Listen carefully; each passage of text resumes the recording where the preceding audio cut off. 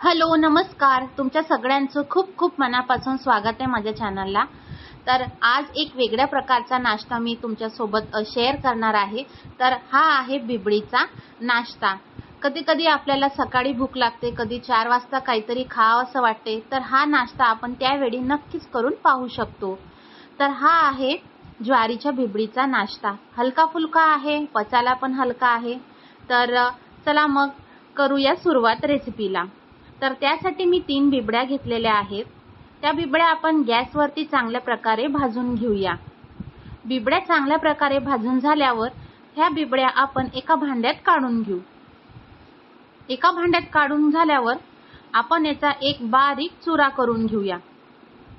चुरा करून झाल्यावरती आपण यामध्ये शेंगदाणे घालणार आहेत। शेंगदाणे चांगल्या प्रकारे भाजून घ्यायचे, कोथिंबीर चिरून घ्यायचा, बारीक चिरलेला कांदा आणि जे शेंगदाणे भाजले होते त्याचे सालपट काढून आपण अर्धवट बारीक केलेले आहेत।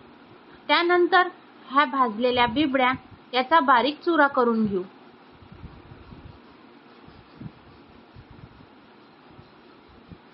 बिबड्या ह्या चांगल्या प्रकारे बारीक झाल्यावरती यामध्ये आपण साहित्य घालूया।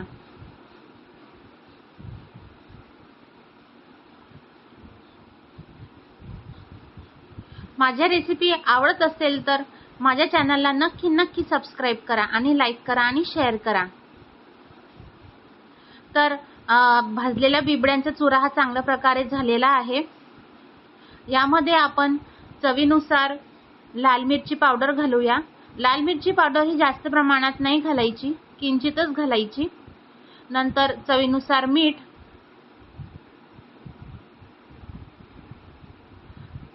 मीठ घातल्यानंतर त्यावरती आपण अर्धवट बारीक केलेले शेंगदाणे घालायचे, बारीक चिरलेला कांदा घालायचा, वरतून छान कोथिंबीर घालायचा।